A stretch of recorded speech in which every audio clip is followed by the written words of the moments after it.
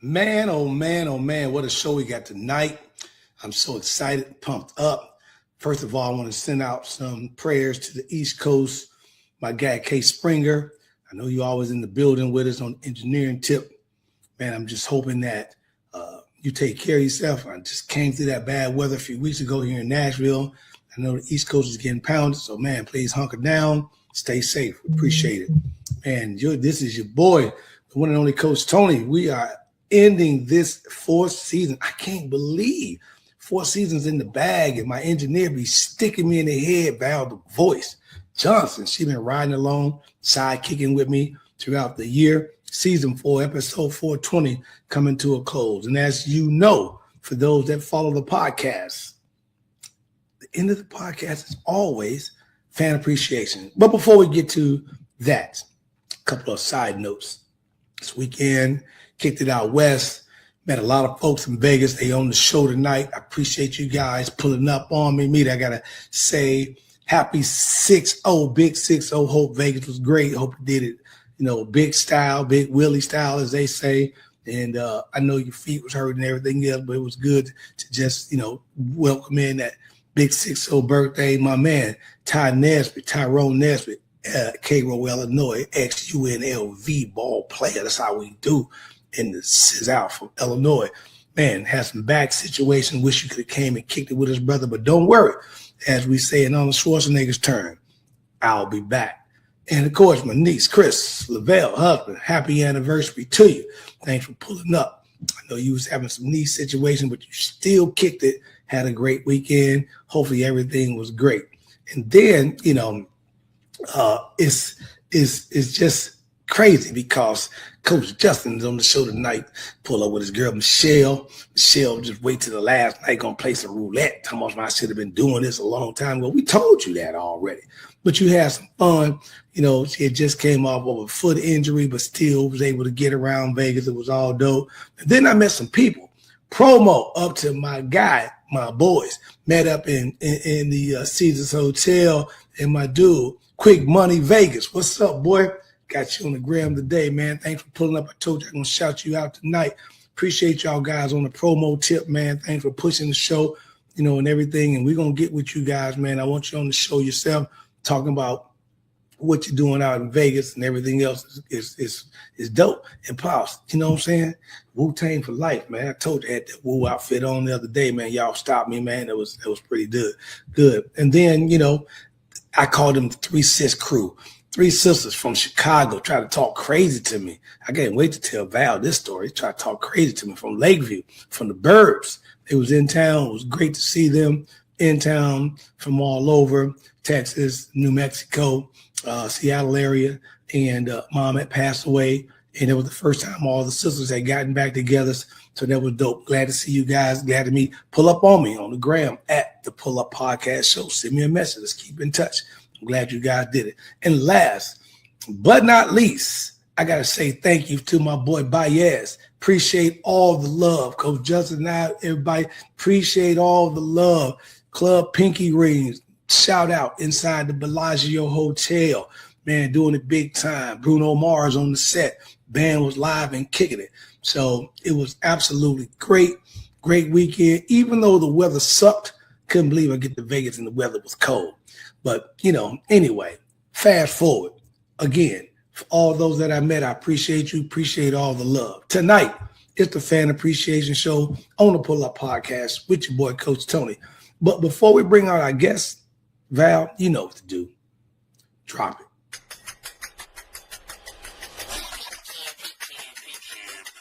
It's the Pull Up Podcast. It's the Pull Up Podcast. It's the Pull Up Podcast. Pull up, pull up. It's the Pull Up Podcast. It's the Pull Up Podcast. It's the Pull Up Podcast. Pull up, pull up. Bounce the boys and Coach Tony, it's the Pull Up Podcast. Show. I said bounce the boys and Coach Tony, it's the Pull Up Podcast. Show. It's the Pull Up Podcast. What?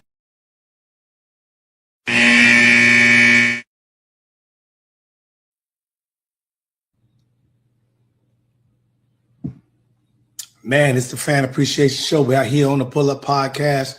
Welcome back to your mans and them, the one and only Coach Tony. We're going to bring our guests to the stage, followed by the seniority side of the house.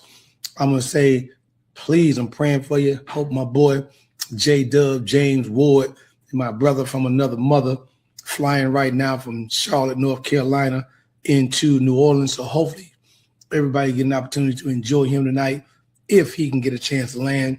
Trust me, I understand. Flying out of Vegas, flying out of Houston was absolutely crazy yesterday, so I get it. And I also want to send a shout out that I forgot a moment ago. Tracy, Dave, I did not forget you, not at all. And then you're tuning in out of the country. Took a trip down to Cancun, met Tracy in the airport, talking a little bit about her daughter. Husband come up to me, Dave, great people. Daughter's majoring in marketing right now. We're going to be talking. So I hope you guys have an absolutely beautiful trip on vacation. Sorry you had to go through the TSA stuff. But if you didn't go through the TSA stuff, we would have never met. So again, thanks for pulling up on me on the Pull Up Podcast show. Tonight, we're going to bring to the stage the rookie, my assistant coach, also one of my favorite players that I had an opportunity to coach, big ball player from the city of Nashville, Tennessee. Bring out Alexia Lex Cartwright. Welcome to the show. Lex, what's going on? I can't hear you. Can't hear me? You got your mute button on?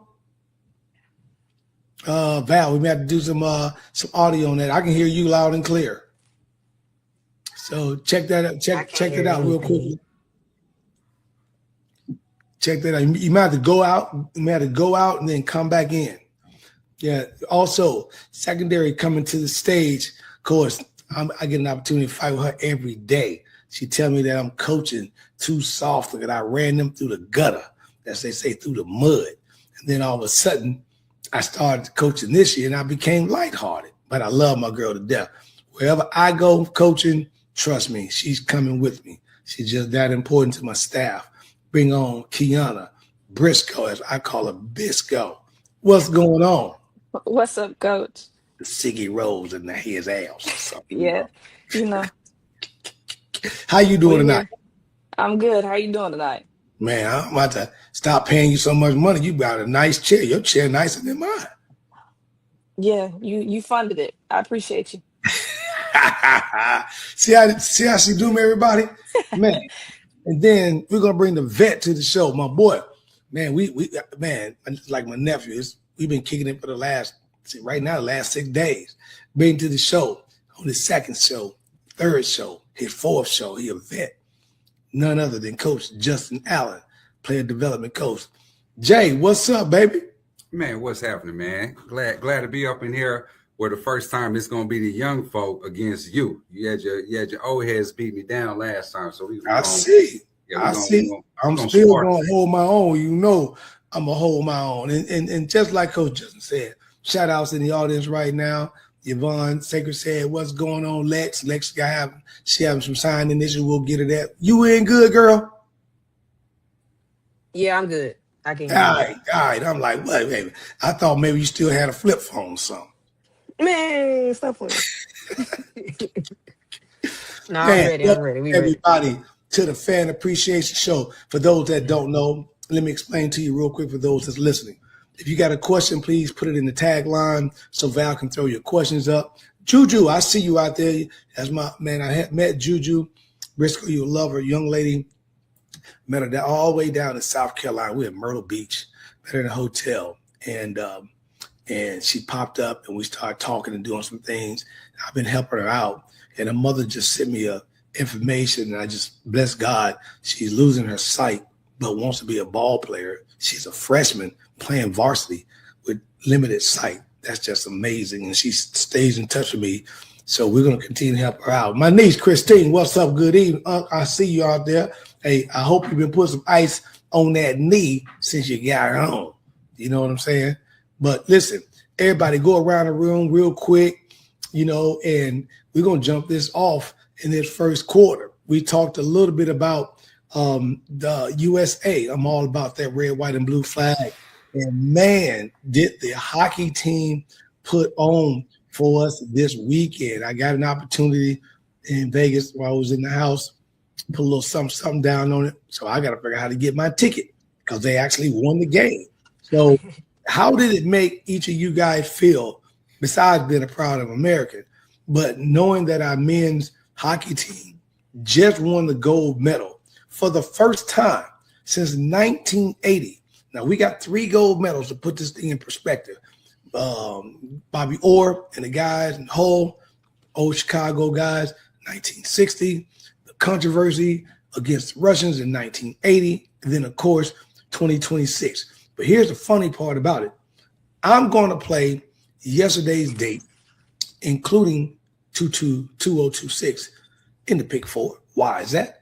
Because they won the gold medal 46 years to the exact date of the 1980 Olympics. So let's start with the rookie real quick. Lex, start with you real quick. What did that mean to you? You know, just seeing our hockey team get out there and, you know, and battle, and they played against Canada.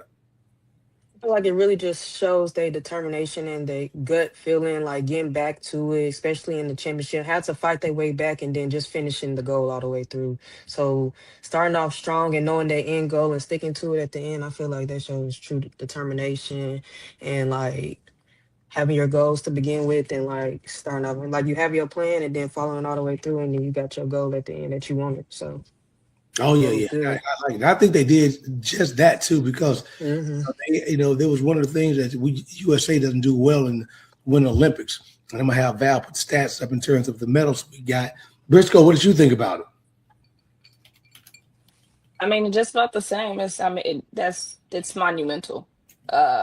Over 40 years is actually crazy, to say the least, especially when, you know, the basketball programs are going crazy. Like we're winning, you know, all the medals. We getting everything we want. So it's a little bit better because you're seeing the USA expand on different horizons. So I mean, it's a monumental thing. It shows a different sign, and it gives something different to celebrate rather than just the basketball side or the gymnastics side of it. So. Oh yeah, I can see that. And then your girl, Yvonne, the Sacred Heart poet, man, I'm about to have her spit some verses. She a poet. I'm like, something like that. You know what I'm saying? I appreciate you, Yvonne, for checking in. Then Coach Justin, man, you talked about this a little bit, man. What did that mean to you about, you know, the USA getting an opportunity to win that, especially against Canada?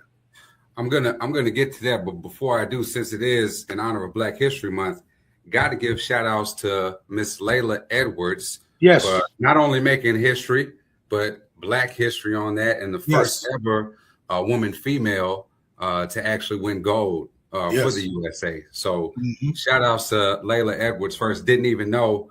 You got ahead of me because that was my next question. But yeah, you got ahead of me. So I'm thinking about the young ladies and young Black males that she probably inspired by doing that. But to circle back to the men's USA, I'm mad that I didn't even see it, because I would have loved to watch that game, especially after what happened last year. We went from hockey to UFC. If you guys don't remember, after Liberation Day, and Trump was putting all those tariffs, and we know Canada was not happy at all. As soon as the puck dropped, they dropped the gloves. They was over there hitting two pieces and hooks, and they were fighting. So I think that led to the USA remembering that, you know, and then wanting to kind of get a little bit of revenge, actually playing this go around instead of duking it out. So definitely hate I missed that game, but glad to see. I'm gonna have to watch the movie now, Miracle on Ice. Oh yeah, Miracle on Ice was a dope movie, man. And I thought when I was watching that, man, I thought I was back in Chicago, back on the Wild Hunters. Briscoe know what I'm talking about. So they put him up like that, you know, get caught. And Coach Justin just took the point out of my mouth.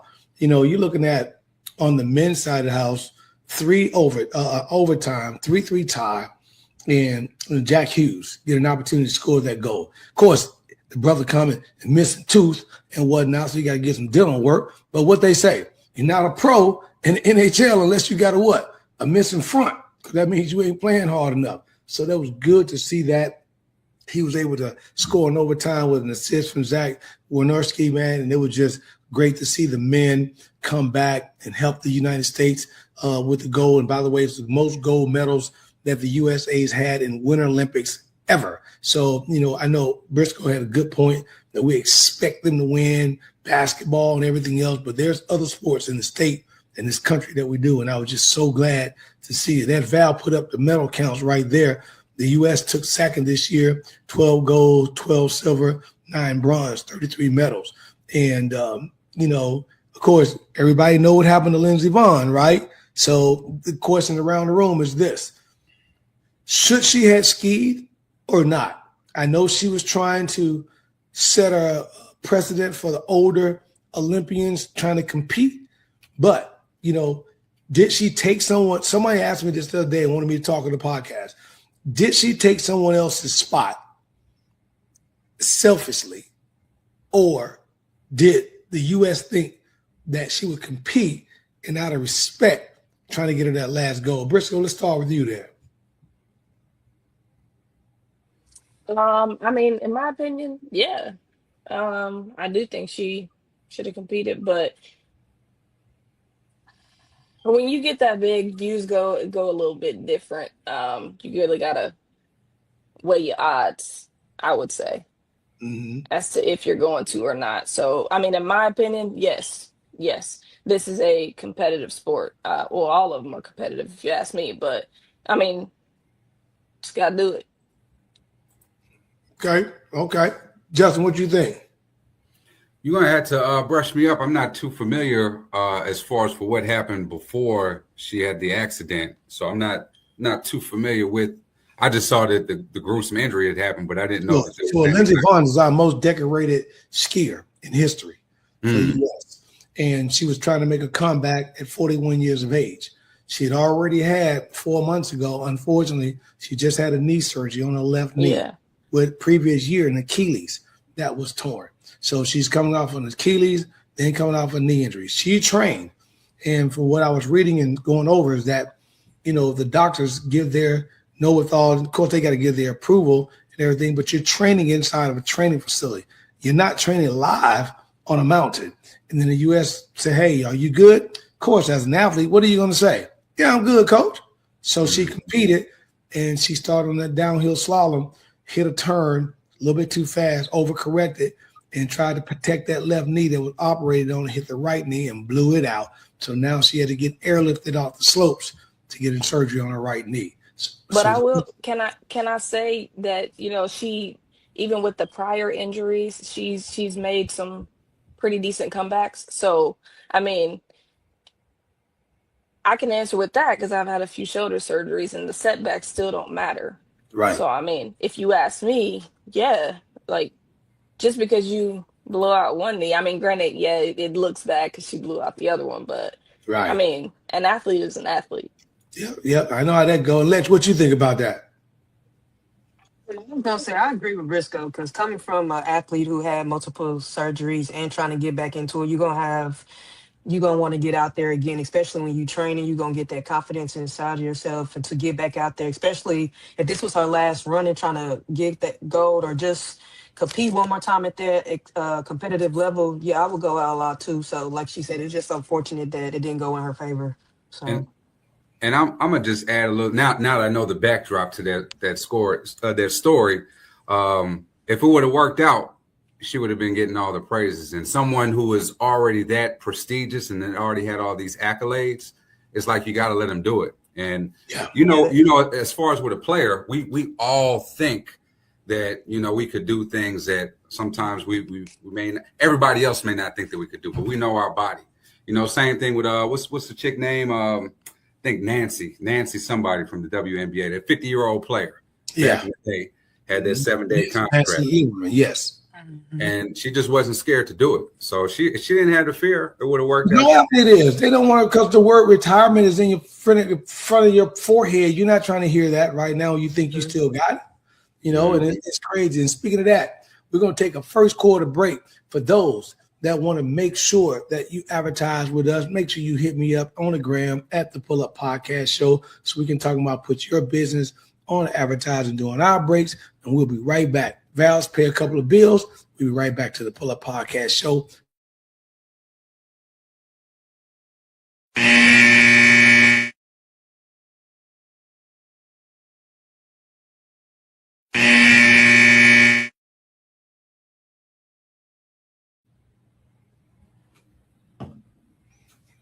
I guess we ain't paying no bills tonight. I guess I'm gonna be sleeping in the house cold.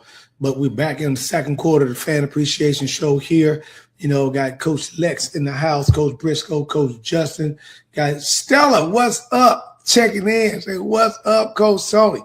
Man, I miss you. Hey, Stella, you see Briscoe in the house too. You know, Briscoe got Stella checking in. My girl. Yeah, my girl, St. Cecilia in the house, Nashville, Tennessee, by the way of University of Tennessee. And of course, my man's in them, Gary, my DJ, that's my sidekick, Morgan Park, Wild Hunters in the house, man, Chicago, South Side, baby. Thanks for checking in. So, you know, as we get an opportunity to turn the page, let me do that right now. Let's flip over here. And here's the second quarter question. We're going to kick this quarter off with you, Briscoe. You know, looking at, because this is perfect setup for you, looking at the unrivaled All-Star game versus the NBA All-Star game.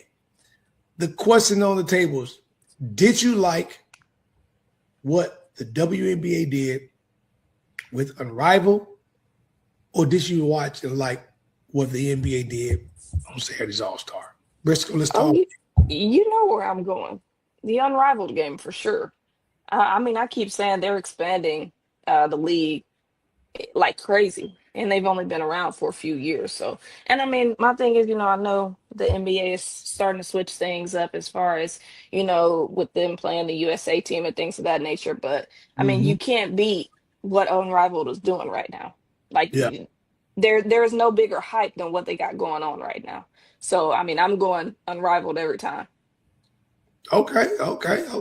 Coach Justin, what you thought? Coach Lex, what you thinking about that?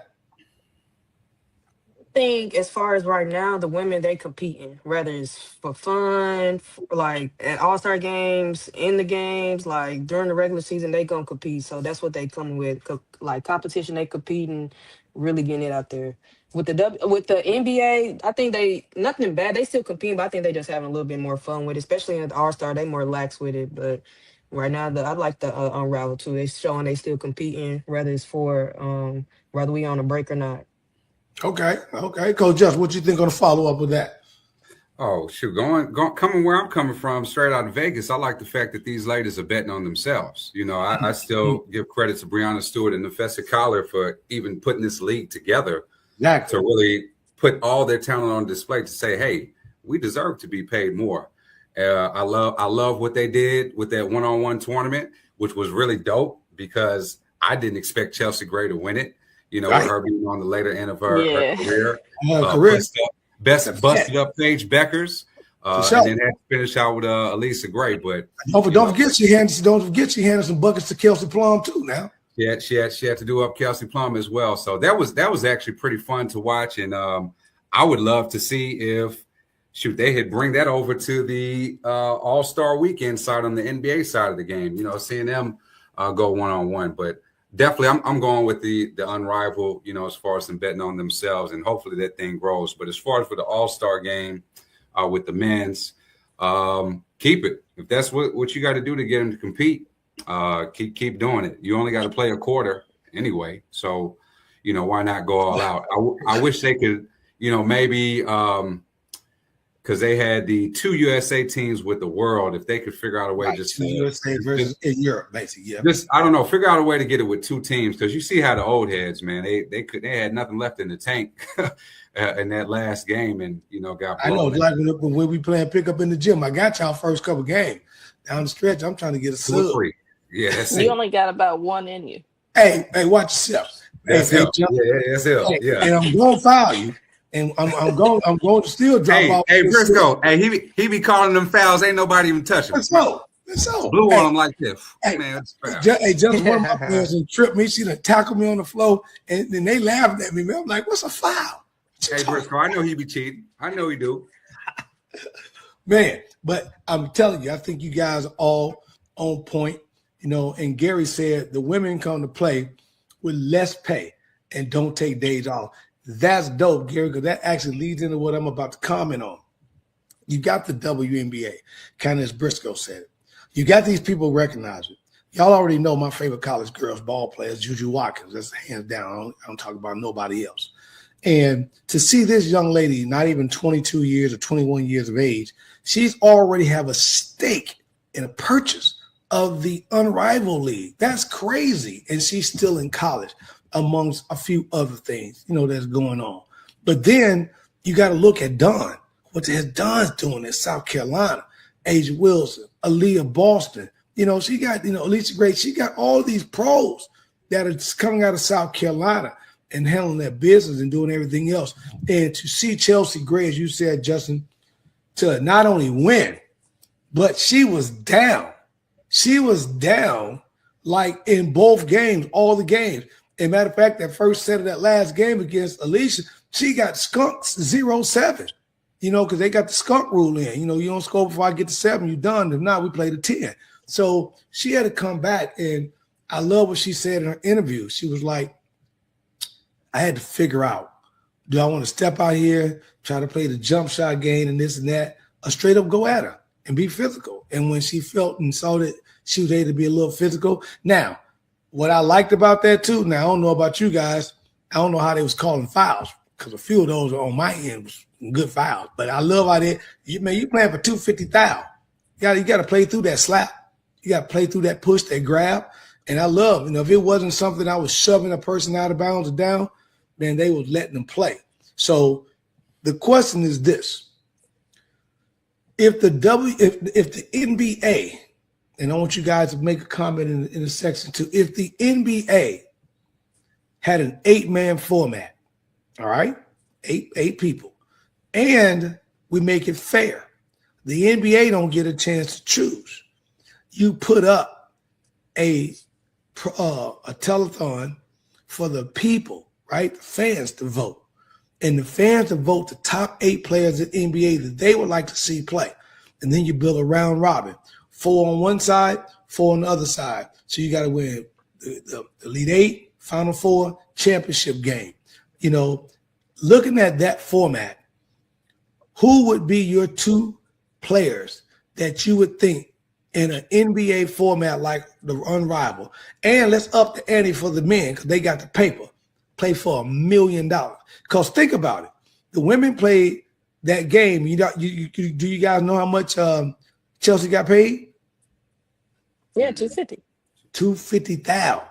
Yeah. Briscoe, I'm tripping your ass every time you go to the goal for 250. Oh, definitely. Definitely. So if we playing for $1 million on the men's side of the house in the NBA, who are you taking in the NBA final one-on-one for $1 million, Lex? Who you got? Like, who am I having 2 matched up, or who am I going? Yeah, who you got? So who? we got is this for $1 million? 2 right? matched up. Who you think will win to the chair? Out of all these players in the NBA right now, who you gonna bring the 2 people to a championship for $1 million? That's a tough question. Yeah. I need somebody shifty. I'm trying to think. I feel like not only, but somebody that's real shifty that comes to mind.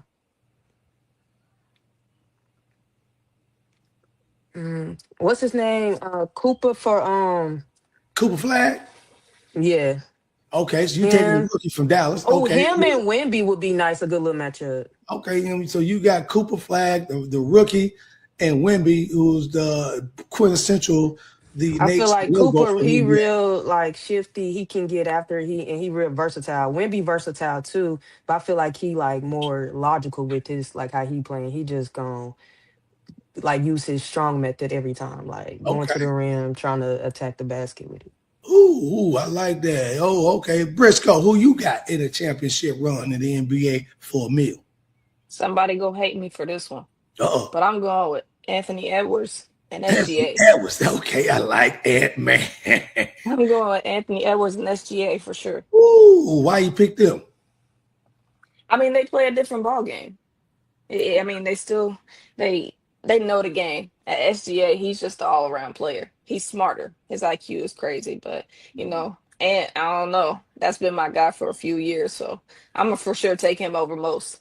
A lot of people, and I would say in the past couple of years, things been a little shaky for players. Everybody getting hurt. I mean, it's unpredictable. And them 2 right there, they've been pretty consistent, so. Okay. That's my 2. Coach Justin, what you got? Lex took mine. Wemby would ever be an easy one because, like I said, 7'6", He can do everything, defense and score. So I'm gonna go with him first, and then after that, got to go with KD. I don't care if he's only 37. He's pure score. That's 1-on-1 right there. Right. And They stay hurt. then if he needs to get some easy buckets, then he'll take it down to the block and then hit you with a light fade, little 10. He always hurt. Who's Hey, that? KD. KD, man. No, he'll be healthy for a meal piece. He got cramps. He got Playing this. for a like, meal. We going to 10? We going to 10? Yeah, we're going to 10. 2s and 1s. Hey, I'm listen. still not taking him. I'm still not taking him. Justin, you took the words out of my mouth, said one other player. I'm with Coach Justin. I got to go with the Drew League GOAT, KD, because I think at 7'3", you know what I'm saying, even with Victor, he going to pull it. He got the handles to get around. Victor creates a situation where he can go get you at the basket even though you beat him, because you got to probably beat him by at least 10 feet, because 5 feet he going to get that. But I'm going to go with somebody that y'all ain't even thought about, or you didn't say, because right now ain't nobody stopping him. I'm going with the Joker, because ain't nobody stopping the bag down. Ain't nobody stopping the bag down. But he ain't stopping nobody. He ain't got no defense. Yeah, but in a one-on-one game, that was going to be my point right there. Because I was thinking about Joker, but he got to play. In a one-on-one game, if it's him and Victor ain't getting around it. You know, I'm pushing his little ass down. Because they ain't calling the fouls. You ain't getting NBA fouls in the one-on-one $1 million game. Touch fouls ain't allowed, right? So it's going to be some pushing and shoving. If they let those girls bang like they did, imagine the men. You damn near got to kill each other. Now, to what Briscoe's saying, if injury really was a factor, I would replace him and go with Luka, because ain't nobody stopping Luka on that offense. Yeah, and that was my next one. If injury was the KD, I go get Luka, because Luka gonna pull you. He gonna back you up. He got the jumper. He can still come off. He fading them. But at the end of the day, the funny part about it is consensus is we back to the NBA and what they created, right? The Euro versus the American. So that's what we got. And speaking of that, we're going to take our halftime break. As a coach, I got to go in here and talk to my squad before we come out. Val, let's play some bills right here. Halftime, we'll be right back on the Fan Appreciation Show. Pull Up Podcast with your boy, Coach Tony, Coach Briscoe, Coach Lex, and Coach Justin. We'll be right back.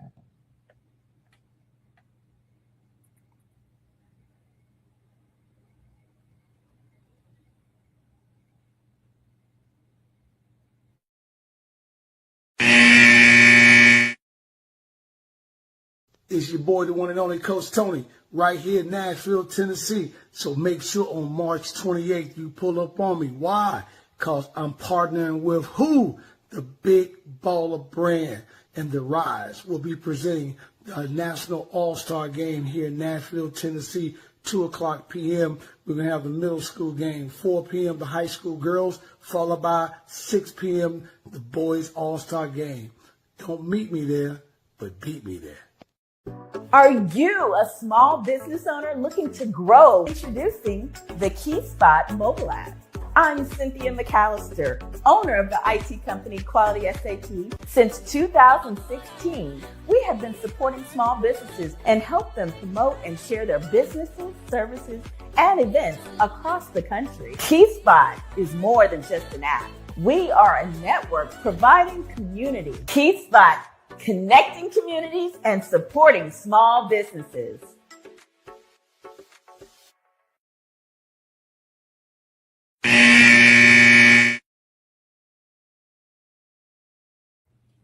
Man, oh man, we back in the house. Coach Tony and my guest tonight on Fan Appreciation Night with the Pull Up Podcast Show. Shout out to my teammate, my homeboy, Chi-Town, Southside, baby, Daryl Hollywood Thomas. Check it in. And Justin, he said, verbatim, he told me to tell the crowd he had also Ant-Man and KD in the final. He liked what Briscoe said in the Ant-Man situation. And you know what I like about Daryl's answer? That is the protege to the vet, right? Because we know how Ant always say KD was his favorite ball player, and I didn't even look at it like that. That would be a hell of a matchup, basically Batman versus Joker. Batman versus Robin, because we know Robin always rolls sidekick. You know what I'm saying? And that would be a hell of a matchup. And then you got the predecessor to that, and we've seen in practice from Team USA that Ant-Man has stuck him several times. So that would be one heck of a matchup. Thanks for you guys checking in as we get into quarter number 3 on fan appreciation. Let's switch this game over to the college game, college basketball. And we're going to get pretty deep here. Really want to check and see because I know that's where a lot of our minds loom around. I want to see what you guys are thinking. You know, one, hopefully you've been enjoying college men and college women up to thus far. I love it. You know, that's I watch more college basketball than anything. It's been really great. But the question on the table to kick us off is, how has the world of NIL with money for these players, how has that changed the game of basketball right now with the men and women's game? Let's go, Briscoe, start you off first. I mean, that's the name of the game nowadays. If we're gonna put it in short, that's the name of the game. Is I'm getting to college so I can get paid. There are some people who are still true to the game and they don't care about the money, but you know, more than often you got college kids going to school to go and make the dollars. I got a brother that's in college right now, and his focus is to see how much money he can make prior to. So, I mean, you know, me and Lex played together, and NIL wasn't a thing.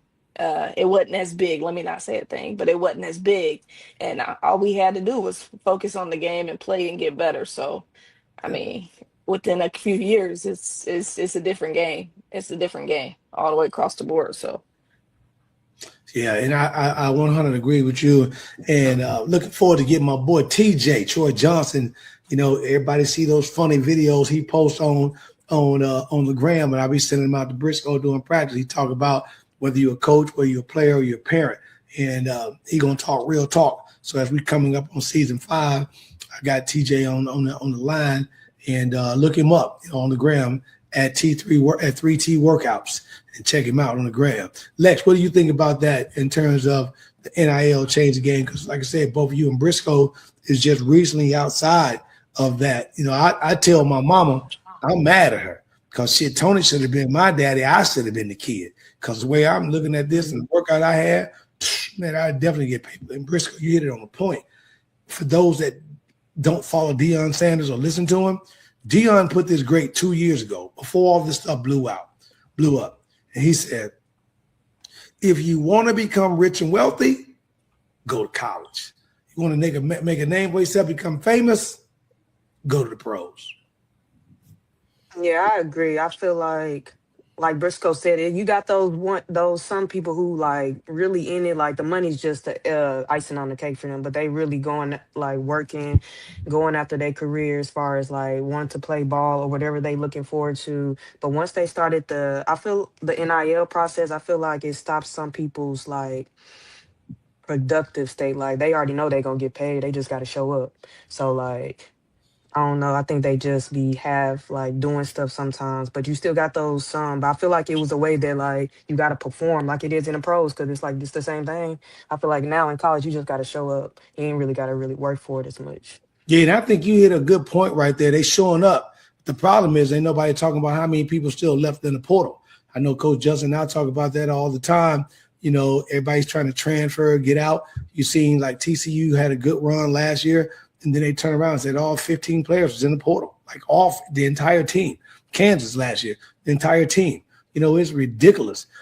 Trust me, I don't mind these kids getting paid, but it's got to be something on that. That's why I said I don't blame them, especially if like you have that opportunity because it's new, especially, and some people need that in college. They don't have like family support, so this is like where they can get their income. So I don't blame them. So I that's definitely, I get it and stuff. But like you said, you got people who really could use that opportunity for themselves, and then they're giving it to people who really just know I'm already on the team, so I got to do is just keep showing up to practice, and I'm gonna get it regardless. But it's I just go crazy with the coaches, you know, because some of the coaches that go past that lectures, like I'm not even recruiting high school kids. I know Coach Justin developing training. We got kids that we work with and work out. I'm struggling trying to get phone calls for them to even get a look at because I got literally, I'm talking about low mid major, not even a power four, I'm talking mid major D1 programs are telling me, Coach Tony, I love you, man. Send me information on your kid, but what I'm really looking at is a transfer or a JUCO guy. You know, well, and I see, and if I would say, you know, we look at the aspects of it, they looking for those kids, but you go to a Power 5 school like UT, who Kim Caldwell had an interview not too long ago. You know, it blew up on the internet where she said, you know, she had players that were showing up late to practice. For sure. She had players who weren't showing up to practice. So I mean, you know, you're getting paid because we I see bet they won't the do that at ads. UConn. I bet Right, they won't do that at exactly. South Carolina.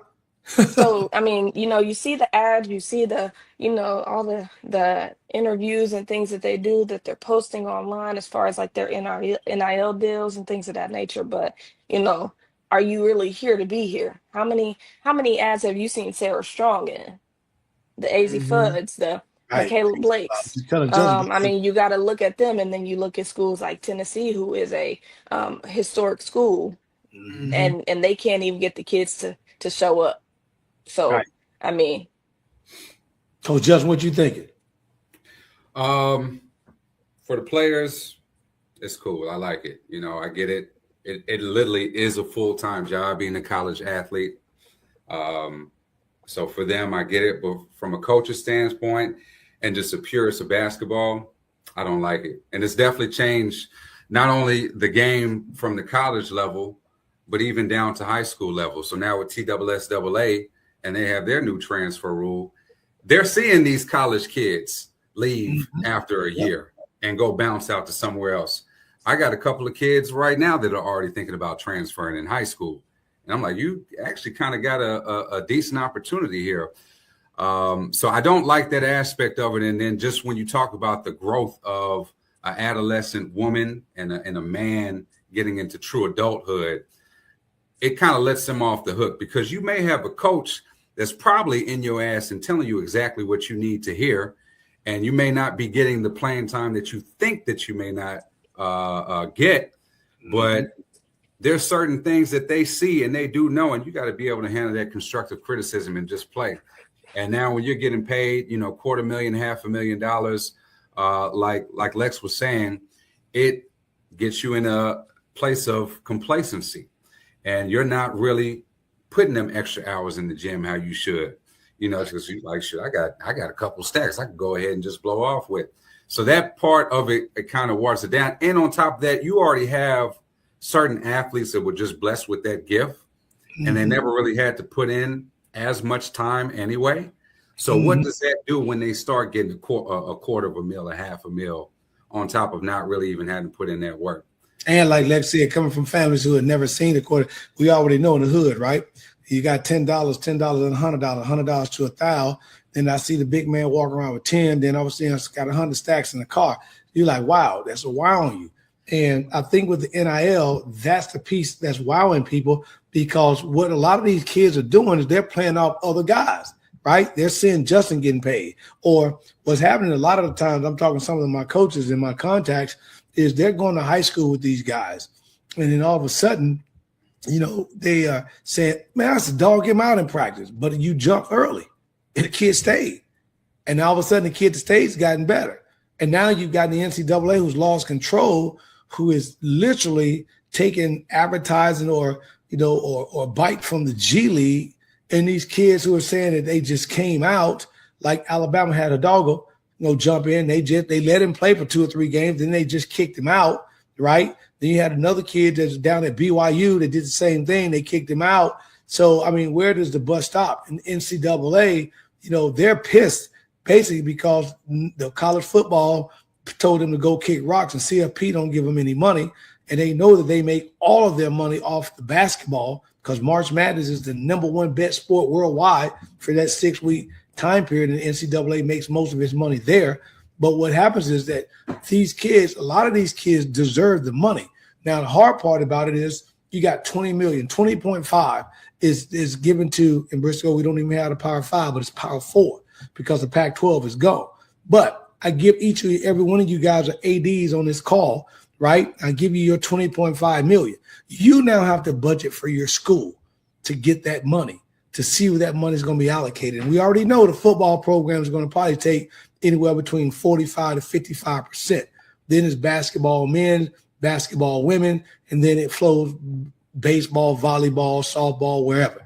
So the crazy part about it is, you know, the mid-majors, I'm seeing those guys are the one that's being hurt, because they are usually the teams to have the older players. But if I'm an older player and I'm playing for Coach Justin and I see that I'm killing, shit, I'm averaging 24, 25 at this mid, and I can go to a major program as Briscoe, you just mentioned, Tennessee, Kentucky, and I can up my NIL from $75,000, $80,000 to $100,000 from a mid to like right under a mil. I'm jumping, I'm gone. And I think that's what Coach Cal was moaning and groaning and bitching about, because you can't keep a squad. And he said he's one of the few coaches in college basketball who still recruit high school players. I mean, that's crazy. And one thing too, I don't know if the fans really care for it that much too. I remember James, I forgot his last name, but he was actually in the NBA for a little bit, got picked up by Baylor, actually had a Baylor home game, and it was over there booing. So I think just real purists of the game and fans, who kind of, like I said, high schoolers, they're looking for 18, 19-year-olds to be able to get that opportunity chance. They don't like to see a 26, a 27-year-old, getting drafted.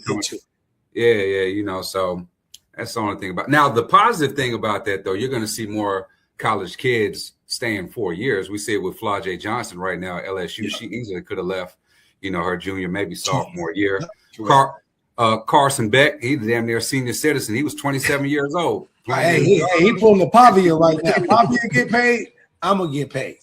I would say that's the thing is, the more they making money and the longer they'll allow them to stay in college, they're gonna do that for sure. Yeah, correct. Well, the good thing about it is bring the game back. I don't mind college basketball because you guys don't remember. But back in the late 80s, early 90s, college basketball was college basketball. And I got some of my friends, coaches watching tonight, and they understand that. John Thompson, Georgetown Machine, people didn't leave. That's why Mike didn't come out this junior year. People weren't jumping one and done. They were staying in. The college game was great. And then when we got to the Kevin Garnett's and started one and done with the Kobe's and LeBron's, everything started to go absolutely crazy. So looking at that and looking at this year's tournament, let's start with the women first before we move to the men. Who do you have on the women's side of the house to make a deep run in this year's NCAA tournament and possibly cut down the nets? Briscoe, who you got? Well, if we're going to look at it as far as like a surprise or an upset, I'm going with Vandy or Ole Miss. Okay, to make a deep run? They playing, Vandy's playing some good ball right now, and they shocking a whole lot of schools. They playing a different type of game. They playing a different game. At Ole Miss, they done ran into a few hard games, but I think that's gonna get them where they need to be once March Madness starts. So I'm going with either one of them two. Now, granted, cutting down the nets, I'm going with UConn. Yeah, the team is unstoppable. There's nothing you could do with AZ and Sarah Strong right now. They're pretty much dominating across the board. They've been dominating all season. So, somebody got to want to step in. So take them down. I'm about to take them down. Justin, what you got, baby?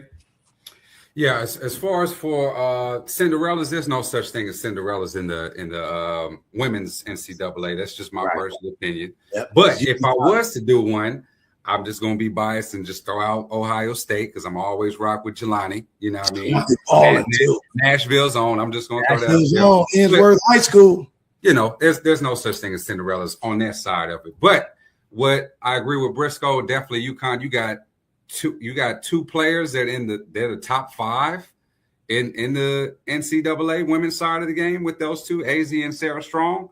They're probably going to go ahead and win it all. I'd like to see if Dawn Staley and South Carolina can make another run. But like I said, what are they, 29? I think 29-0 right now, the longest streak, the fifth longest streak in NCAA women's history. That's that old Gino Ariemo of old right there. So they're probably going to win it all. What you got, Lex?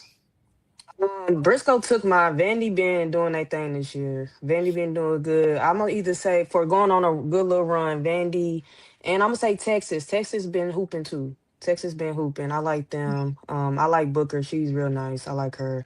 But I agree. UConn is It's just that you can't really stop them, especially Sarah Strong. She remind me of Maya Moore a little bit, so Okay. she be hooping, yeah. So it's kind of hard to stop that. You got the inside and the outside, so I like that. Before I give you mine, Greg Johnson said, "Hey man, great points, Coach Justin." He said to the coaches, man, who are simply just being fair, the transfer portal is very tough. But for that 25%, I love the portal, giving the guys the opportunity to find the right coach if they can learn the coaches who was being there and being dishonest through the whole process. That is absolutely correct. And I think that, Greg, that leads us to what we talk about. Now, to take down what you talking about, Briscoe, we stay in Big Ten. I know, and that ain't got nothing to be with me biased, but we stay in Big Ten. I'm going out with my girl, Lauren Betts, straight up 6'7", number 1 draft pick in the WNBA pick this year. UCLA topples them all this year. Lauren Betts is a beast. Kiki Rice handles everything. When they played prior to, she gave AZ Fuller everything she can handle and then some. And now they're veterans. And she's back, defensive player of the year in Lauren Betts. 6'7", hard stop. And UCLA matches up with everything that Gino Auriemma's got. And I think they got tough. And they're playing in a tougher league in the Big Ten than in the ACC. I mean, the Big East, where UConn is at. I think that UCLA takes them down. Yeah, Coach Justin. I'm gonna throw one more that I would like to see do a Cinderella run is Iowa State. I just like watching Artie Crooks. Yes, Artie Crooks. She just plays the game so slow. Can't nobody do anything. 69% from the field goal percentage for the year, which is crazy, averaging like 27, 28 points. I would just like to see them make a run. I doubt that they will, but that's one sleeper team that I would like to see go. Yeah, and my sleeper team is I'm with Coach Briscoe, because Coach Shea Ralph, I know her. Coach Ashley, I know her. Coach Coco, I know her. Vandy, love Vandy right here in Nashville. They surprising everybody. The word they say, surprise yourself, shock the world. You know what I'm saying? So they're playing, excuse me, great. But on the men's side of the house, and I'm going to make my comment, you're going to go crazy again, but on the men's side of the house, who's going to make the deepest run and cut the nets down? Coach Justin, let's start off with you.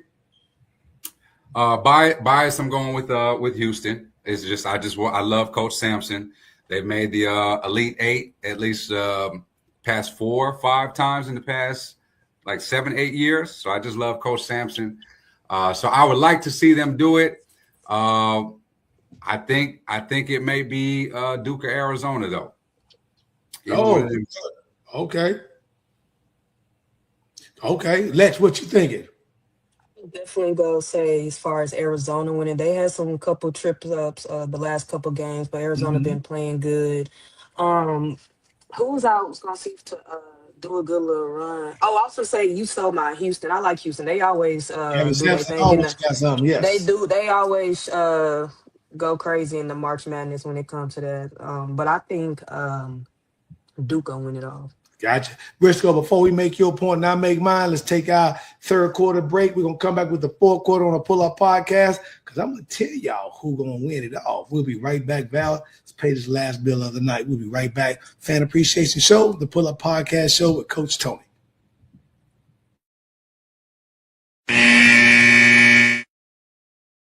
It's your boy, the one and only Coach Tony, right here in Nashville, Tennessee. So make sure on March 28th you pull up on me. Why? Because I'm partnering with who? The Big Baller Brand and The Rise will be presenting the National All-Star Game here in Nashville, Tennessee, 2 o'clock p.m. We're going to have the middle school game, 4 p.m. the high school girls, followed by 6 p.m. the boys All-Star Game. Don't meet me there, but beat me there.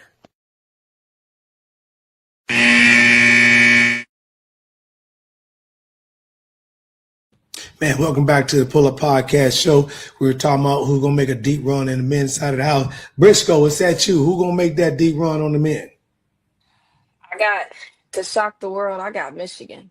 Hey, you just want to know something.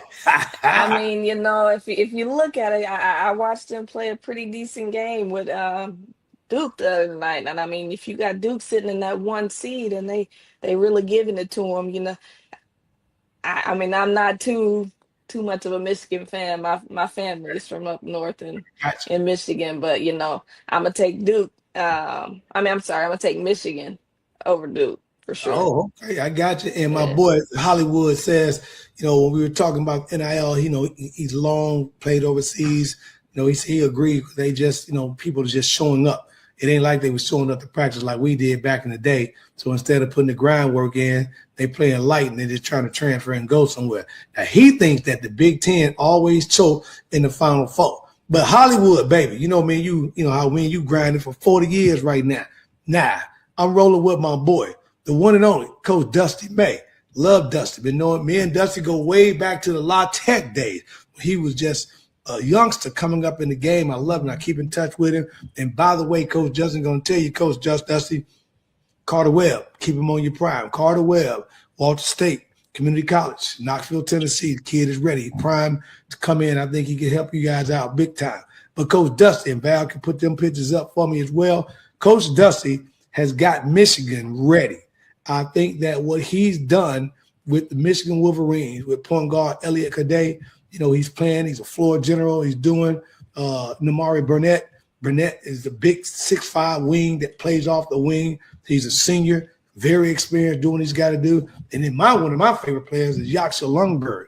He's a 6'9", but he plays like 7'3", rebounding every single thing he can get. He tested the roads in the draft, decided to come back. He's a rebounding defender. And then they get the big boy in Ade Mark, who's 7'3" in the middle, length and size, covering the rebound. And for those that don't know, Coach Dusty's got a history record right now with Michigan in 2 years with the program. Unfortunately, Southside CVS in the house, Juwan Howard should have had it, but Coach Dusty came in and cleaned the things up. Got the highest winning percentage of a coach this young in a program, especially in a Power Four. He's got them buying into the system. He's got the boys playing hard, and I'm at least glad that they slipped up. If they're going to slip up, let's slip up right now during the season before we make this run, before we get to the Big Ten tournament. And by the way, the team that's going to make another deep run with them is my freaking Illini. So do not get counted out because the Big Ten is tough, and we're going to put at least 11 teams in the tournament this year. I'm going to tell you right now, listen to Coach Tony, the Big Ten's dropping at least 11 teams into the tournament. Illinois is my sleeper. Michigan to win it all. Coach Dusty May cuts down the net, Coach of the Year.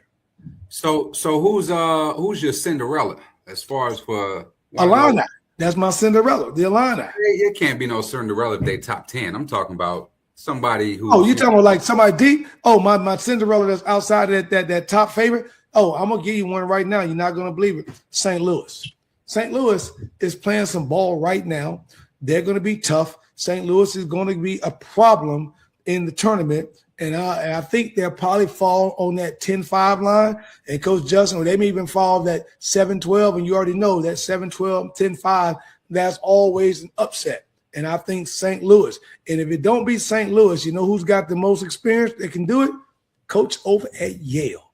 Yale leads the United States, leads college basketball right now in three-point field goal percentage, 64% from three-point field goal percentage. And Yale has an opportunity. And what else? They've been battle-tested in the tournament before, made a deep run, almost made it to the Final Four. And if they come back this year, Coach has been there before. He understands how to get them over the hump. So St. Louis and Yale will be my underdogs. So for me, it would be just showing love to the home team, Vanderbilt. Vanderbilt, man. Okay, I like the man from Vanderbilt. Sitting at 25 right now, but at one point I think they were like top 12, top 13. Yeah, both of them and the women was undefeated at one point. And look at St. Louis. St. Louis and Vandy right next to each other. Should be 25 and 24, I think. So that's going to be interesting. Well, I'll say I'm taking UNC. Caleb Wilson just got hurt. Yeah, I know. Yeah. Is he supposed to be back? He should be back.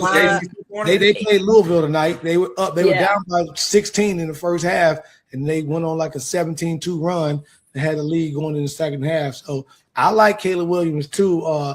Briscoe, I got him top 15 going in the draft right now. And and Justin, I do like what Vandy's doing. I just think that what Vandy's right now is going to be tough getting out the SEC. Florida is not letting down, and and they're reigning champs, man. You got to beat the champ, man, and they still tough.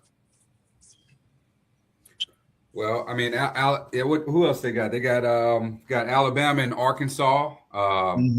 If Vandy and Tennessee happen to meet up again, chances of them beating them twice, I don't know about that. Tennessee. I think Vandy can get Tennessee. I think they can get Tennessee. I think they slipped up down the stretch and made some bad mistakes, some turnovers that cost them, and all that. But Florida's not going to make them same mistakes. Florida's not going to slip up. And, they killing outside shooting, outside, inside. Florida's not going to make the mistakes. I love Coach. Coach is just arrogant, and he coaches them that way, and they kind of play that way, But, all right, listen to rapid fire as we get here to the fourth quarter. Let's put this on. Val, put up the picture for me for the game-winning shot, and I know me and Coach Justin discussed it a little bit, but Val's going to put up a picture, and we'll have you guys kind of go around and talk about the game. One shot in game number 7. If you got these pictures, I'll wait till Val get that picture put up, and then I'll put the question on the floor because everybody's listening as well. But we got a game number 7. We got one shot. Pat Riley's the coach. We got pretty much the goats of the goats that will be there. All right, we're waiting on Val. And Val will be the pitcher with Michael Jordan, Bird, and all the guys that one I sent you that put up in the fourth quarter. But in the meanwhile, while she's trying to get it, if we got one shot, Pat Riley's head coach, we got Big Bob from LA, we got Kobe, we got Steph Curry, we got Durant, we got Larry Bird, we got Michael Jordan, and there's one more that I've got. I can't remember. I don't see the picture. In the last shot of the game, who are you taking to take the last shot of the game? Lex, who you got? I'm going to go with Curry. Steph Curry. Okay, it's game 7, Steph Curry. You got Curry to take the last shot. Okay. He just be so confident. Ooh, that's tough. I'm going to go with Curry. He just be confident wherever he goes. And that's it right there. And I forgot about LeBron. So you got Jordan, you got Kobe, you got LeBron, you got Steph, you got Bird, you got Dame Dollar, and then Big Bob. So you going with the youngster out of that entire group. That's the baby. So you going with Steph Curry, game 7, last shot. Briscoe, what you got? Before my time, I'm going with Larry Bird. Growing up, I know he before me, but I used to back here on the back of his head. but I ain't gonna lie to you. As a young kid, that's who we used to pay attention to. That's the YouTube videos I used to watch, and I mean the shot ain't cute, it ain't pretty at all, but it's consistent. So I'm going with the consistency of it, and he's pretty smart. So. Oh yeah, Bird was a nasty dog beast. If it ain't broke, don't fix it. Don't fix it. Yeah. And while we here on the Pull Up Podcast Show, fan appreciation before Coach Justin gives his answer. It's like a tight game. We are what? We are in overtime. Val, tell them what we do when we go to overtime.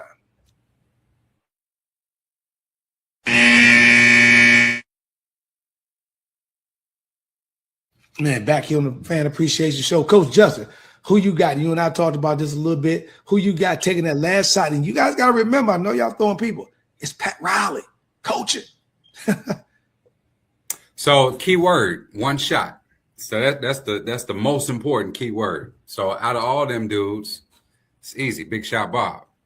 Because he's easily, when he was with the Rockets, when he was with the Lakers, even with the Spurs, you got proof of him. Go look it up.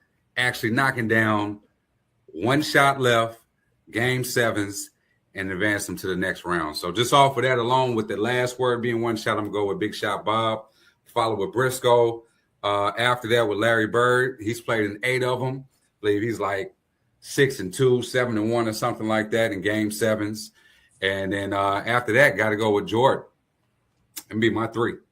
Okay. Even though Jordan never really got to a game 7, but yeah, exactly. I'm gonna do this right here. I'm gonna make one hat change to just let y'all youngsters know, because everybody know we coming from the Shy, We don't do it. And I'm gonna tell you off the top. Justin put the wrong words up, one shot. The key word in that was game 7, like he said. We don't play game 7s in the shot. You come through Chicago, you getting your ass out of here in 6. And oh, by the way, did you forget the flu game? Did you forget what he did to Bryant? We don't play 7 games up in here. And Pat Riley knew it because we had to get it Pat with the Lakers with Magic. We had to get at him. We ran him up out of LA and sent him to Miami. Jordan don't play 7 games. And out of everybody in there, that's good. Bird, no, Mike put 68, only rookie ever to do that in Boston in the Garden.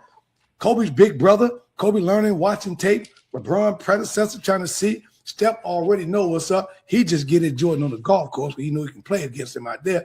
And Dan Dollar and Big Bob, I do love what you said about Big Bob because he's played in more and he's got more ring, but with multiple teams. But if I'm looking at somebody that's a killer in game 7, Mike's saying, hey, Pat, give me the ball in game 6. This shit ain't got to go 7. That's how that's going to go down. He only played in like 2 or 3 of them. Bird, yeah, but Bird. No, Jordan, what your Chicago had. What you mean? How are we going to put it? He's only played in like 2 or 3 game 7s. And I think the only time that he actually hit a game winner was against Cleveland? No, he hit the game winner against Utah to end his career. He hit the game winner against LA. He hit the game winner against come on, man. In 6. Right, we don't go 7.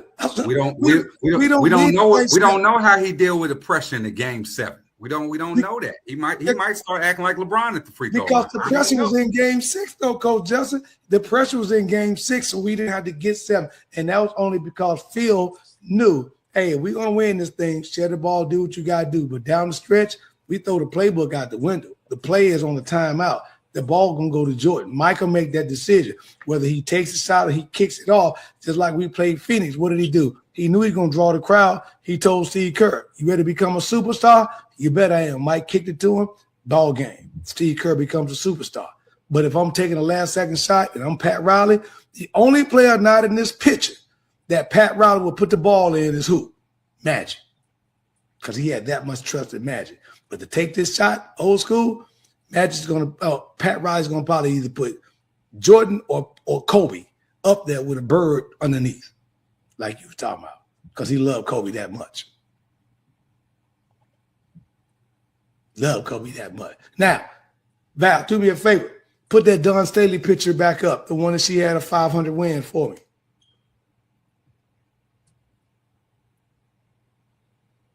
So as she get that, here's the question on the floor. Justin, we'll start with you real quick. As Dawn Staley comes in, she just won her 500th ball game in a young coaching career. 500 games already. So the question that I want to ask you, is she the best coach in the game right now, or is there somebody else? I mean, I would. It's a talk because you still got Gino there. You still got Gino.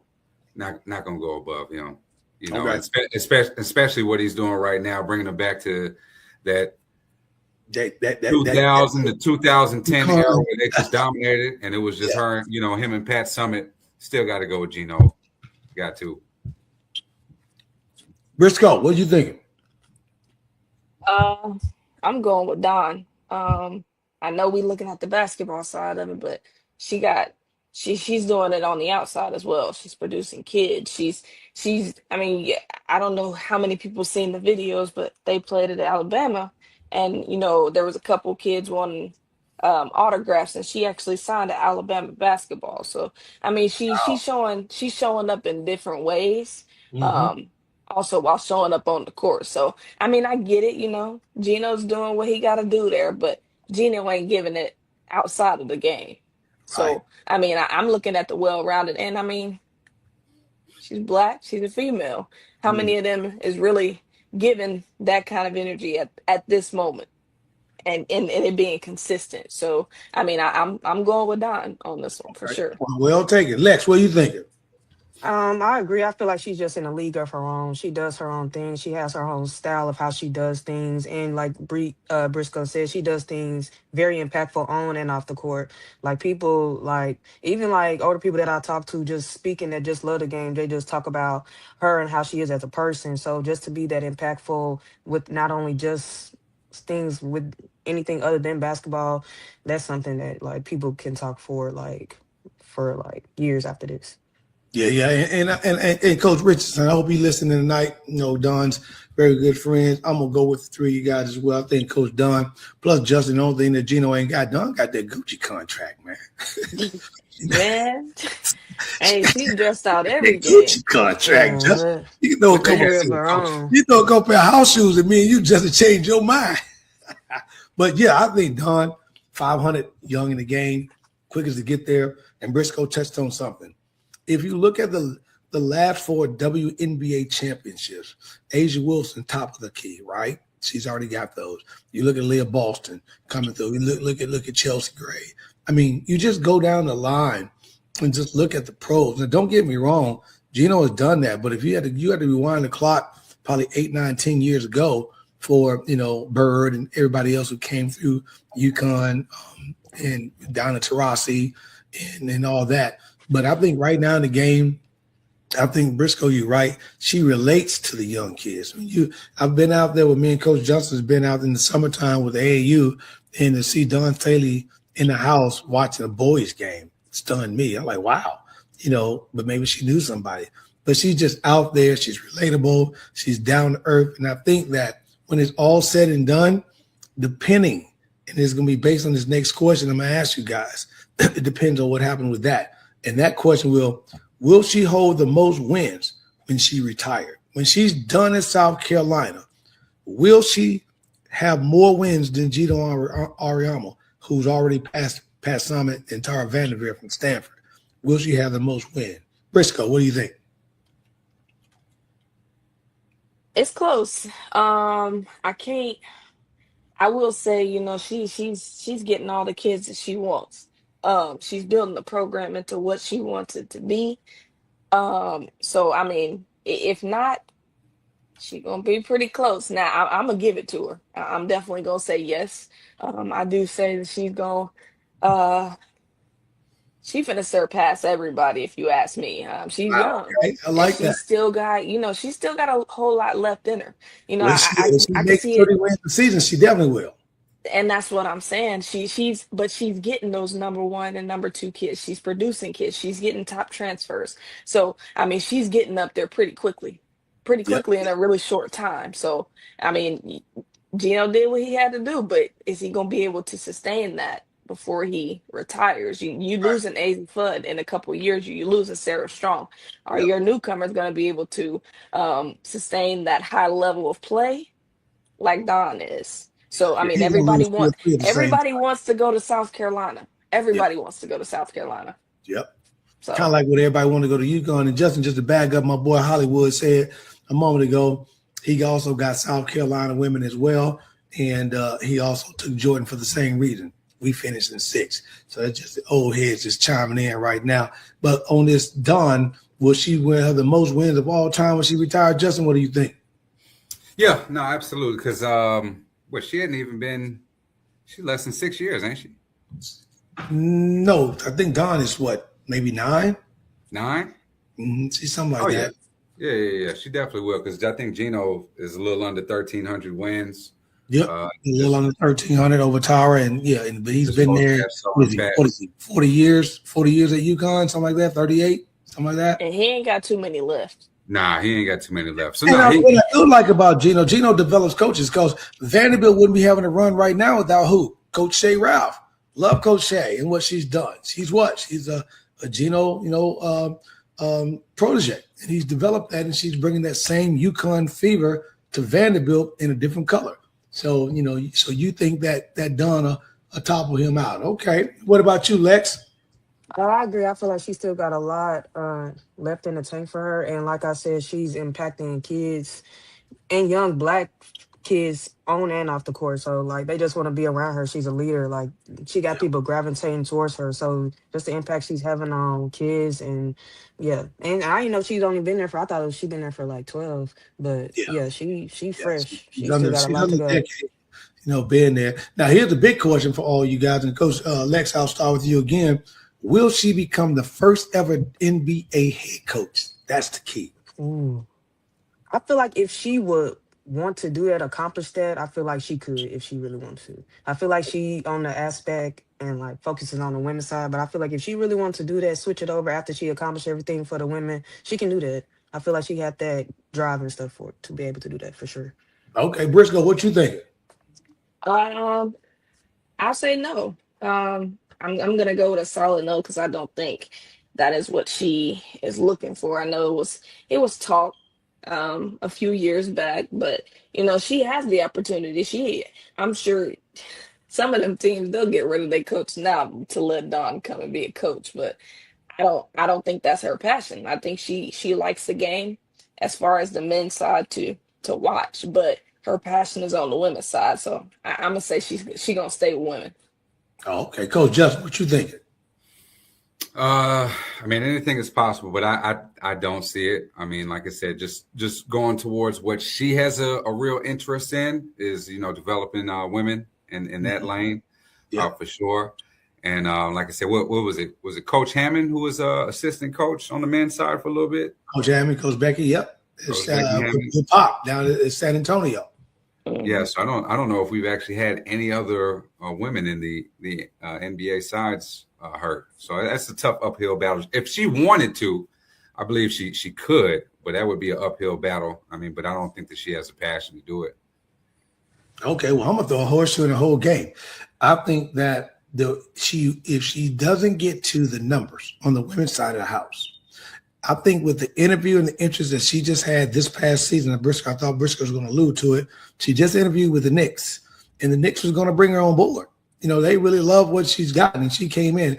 I don't really think the NBA looked at it as so that she was a female more than just a solid-ass coach that could get the job done because she's no nonsense. She's done everything she can do with Team USA. She's got all the pickets. She's got everybody behind her. She's got a great staff. I think that, she can clean house on the NBA side and come in with her own staff, probably have some NBA vets on the bench to kind of help with the morale. But I think Dawn always likes a challenge. And I think that if she has a down year at South Carolina, if she has a down year, I think that would be the year that she considered maybe going to the pro when she thinks that maybe she's lost the program. And that may be, and when I say a down year in South Carolina, that may be like 5 losses, 6 losses, 7 losses, where she may be 20-7 or 22-8, something like that. And I think maybe she'll look at it. So turn out Don here. Yeah, go ahead. I got a question for you. All right. So here's my thing, I completely understand that if she does go to the men's side, but will those organizations allow her to keep the foundation that she's already built? I think so. I think that when they give her the job, I think it'll be build your staff. And, they may say, hey, you may want to, suggest if you may want to put Coach Justin, Coach Tony on the bench, the old heads from vets on the bench. You going to New York, you may want to, talk to Earl Pearl. You may want to talk to, a couple of vets that's been there, Patrick Ewing, some of the guys like that, Kiki Vandeweghe and all those guys, whatever. But you may want to put a couple of vets on the bench, but I think they'll let her do her own thing. To answer your question, Briscoe, hell no. Because they don't even be letting male basketball coaches do what they're supposed to do. You just saw Tom Thibodeau lead the New York Knicks to the Eastern Conference. They let him go. Yeah. Right? So that's how tough it is as far as in the NBA, man. The coaches always get the blame first. So for her to be a woman fighting an uphill battle when they don't even really show any love and appreciation to some of these coaches. See how they did Willie Green in New Orleans, and you see how New Orleans is doing right now. We know it wasn't the coach's fault. Clearly. Right. So, Right. And that was my biggest thing. The organizations have their own way of running things, and she's pretty much on the side where her foundation is already established. Hey, They go to she her about she her part. she So would end up being like Marks Jackson, trying to really implement and do her own thing, and then getting blackballed. yep, Yeah, Mark yep. Jackson got black. And Greg J said, he thinks she may do it. So he kind of agreed with me that, that it's a challenge. And he thinks that Dawn would possibly, if the offer is right on the table, she might do it. And speaking of right on the table, right now in college basketball, men or women, who do you guys think will have the biggest impact at the next level? Men or women? College player that gets drafted this year, who have the biggest impact at the next level? Coach Justin, start us off. Ooh, that's a good question, because we, like I said, this is probably one of the best draft class we had since '84 with Barkley and Hakeem and Jordan. Yep. Ooh, that's a good one. I'm gonna still have to go with AJ, just from just a dominating standpoint. I mean, he's a little under 25 points a game, a little under 10, almost averaging the double-double. Yeah. But just really just been dominating. After that, probably go with Caleb Wilson, and then Boozer. But I mean, this is a great class, man. You still got Dennis Akoff and the kid from Kansas. So, but AJ, I'm gonna go with him. Okay, gonna go with AJ. Lex, what do you think? I was definitely gonna go with the Boozer brothers. Now it's men or women. You can pick either one, whether it's men or women. Okay. Oh, I definitely think the Boozer brothers gonna be top up there, and for the women, Bet she gonna be up there. She gonna be dominated. They gonna definitely be looking for her height and size. But I think Fudge, she gonna be up there too. She's shifty, she versatile, so they looking for that. Especially in the NBA, they need somebody that can really get after it and with her grit and how she be playing hard and stuff. So, okay, Briscoe, what you think? I ain't gonna answer for the men's side, but as far as the women's side, then Lauren Betts, she gonna do what she got to do. AZ Fudd gonna do what she gonna do. But I mean, if you ask me, my pick would be Raven Johnson. I like Raven. Different kind of kid. I mean, she's playing and she's giving you everything you got every night. And I think that's gonna be that impact that she's gonna take a team to another level. So I can't think of her. I can't think of her name. That girl that just transferred from South Carolina. She in the class. She gonna be in it too. She transferred. Oh, you talking about LSU? Nah, she go to South Carolina. She talking about Joyce Edwards. Yeah, Joyce Edwards. Yeah. Nah, she transferred from Florida State. Oh, I can't think of her name. I have to take a look at that. Tanaya Letts. Yeah, her. Yeah. She nice. Yeah, I think so. But I'm gonna go back, and whatnot. I think my girl Olivia is TCU guard. Ridiculous. Men or women? I think Briscoe, you said it on the head. You must have my cheat sheet. I think Lauren Betts, for the men or the women, makes the biggest impact at the next level. I know we're going through some CBA talks right now, and hopefully the good women are getting their play. But Lauren Betts right now, Defensive Player of the Year, holds a school record, 125 blocks and counting right now this year, averaging 20 points, 9 boards, 3 assists, shooting 59% from the field. And I think at the WNBA level, the bigs make a huge impact. We see that in Asia, right? We see that in Nafisha Collier, a couple other people. The guards play well, but the bigs seem to be in the last few years have been walking away with the MVP. And I think Lauren Betts makes that.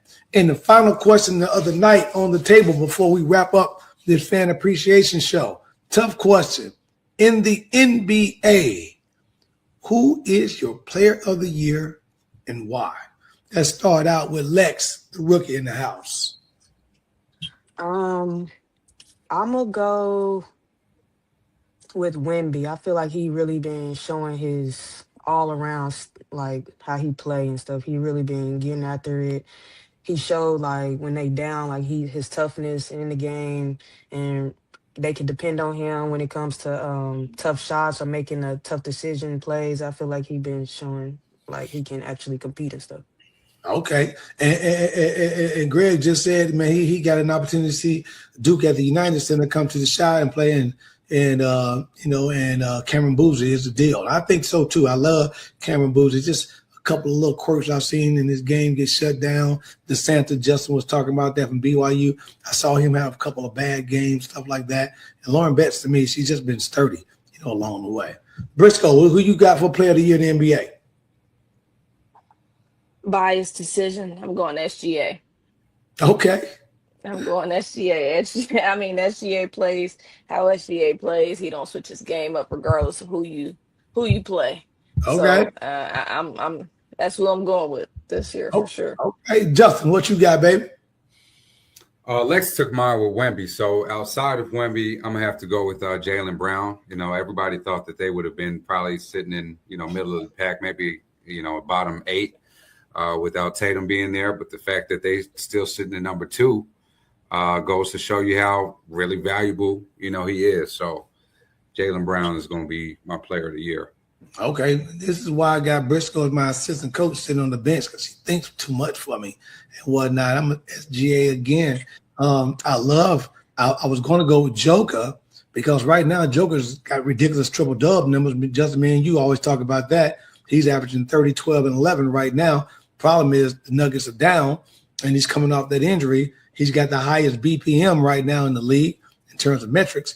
But, when you're looking at OKC, they got the number 1 defense right now. They lead the league in terms of wins to the tournament. SGA is averaging 31, 5, and 6 right now, and that's through 31, 6, and 4 for the league in terms of percentage. And he's already shooting over 54% from the field. And if you let him get to his sweet spots, he doesn't shoot a lot of threes, but he gets to that mid-range pull-up. You can forget it.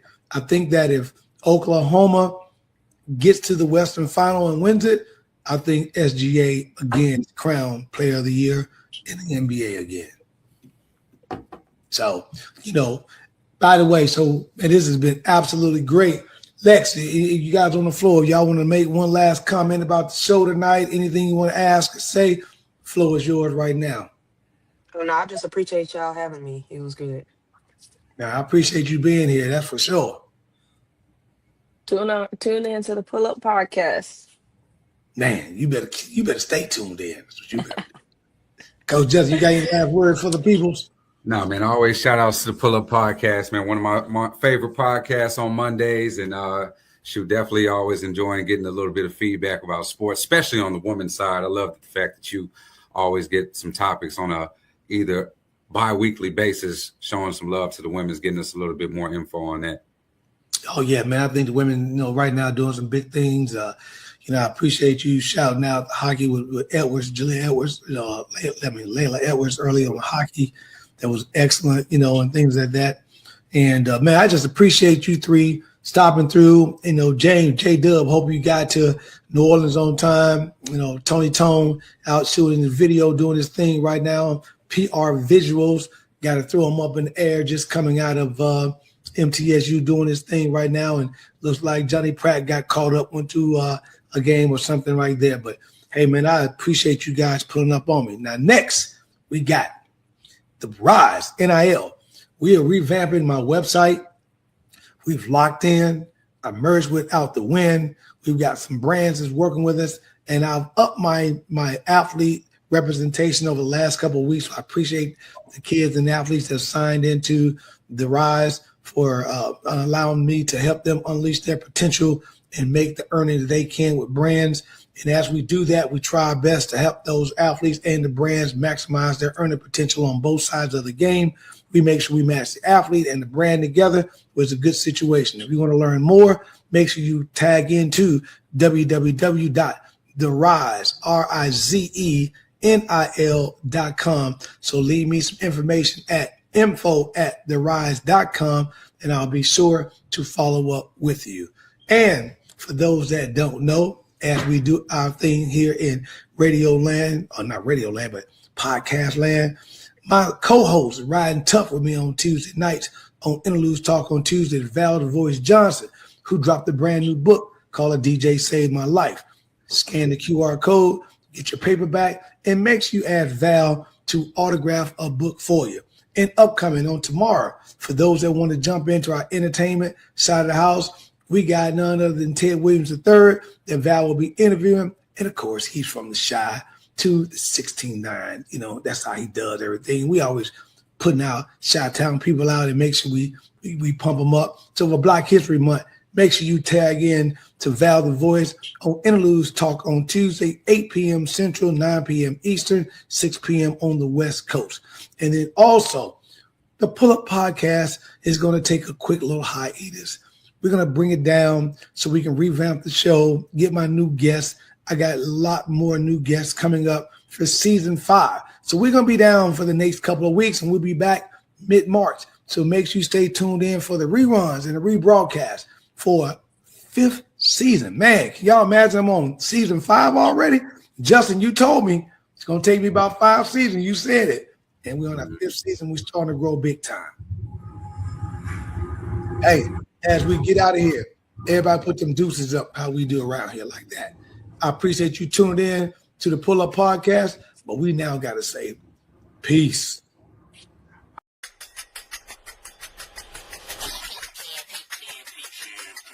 It's the Pull Up Podcast. It's the Pull Up Podcast. It's the Pull Up Podcast. Pull up, pull up. It's the Pull Up Podcast. It's the Pull Up Podcast. It's the Pull Up Podcast. Pull up, pull up. Bounce the voice and Coach Tony, you know. It's the Pull Up Podcast. Show. I said bounce the voice and Coach Tony, you know. It's the Pull Up Podcast. Show. It's the Pull Up Podcast. It's the Pull Up Podcast. It's the Pull Up Podcast. Show. It's the Pull Up Podcast. It's the Pull Up Podcast. It's the Pull Up Podcast. Show. Kev is the engineer. Val is the one you hear. Hey, Coach Tony got the sports show. Let's go. It's the Pull Up Podcast. Show. I said Kev is the engineer. Val is the one you hear. Hey, Coach Tony got the sports show. Let's go. It's the Pull Up Podcast. Show. It's the Pull Up Podcast. It's the Pull Up Podcast. It's the Pull Up Podcast. Pull up. It's the Pull Up Podcast. It's the Pull Up Podcast. It's the Pull Up Podcast. Pull up. Let's go. Hey. Let's go. Hey. Let's go. Hey. Let's go. Let's go. It's the Pull Up Podcast. It's the Pull Up Podcast. It's the Pull Up Podcast. Pull up. It's the Pull Up Podcast. It's the Pull Up Podcast. It's the Pull Up Podcast. Pull up.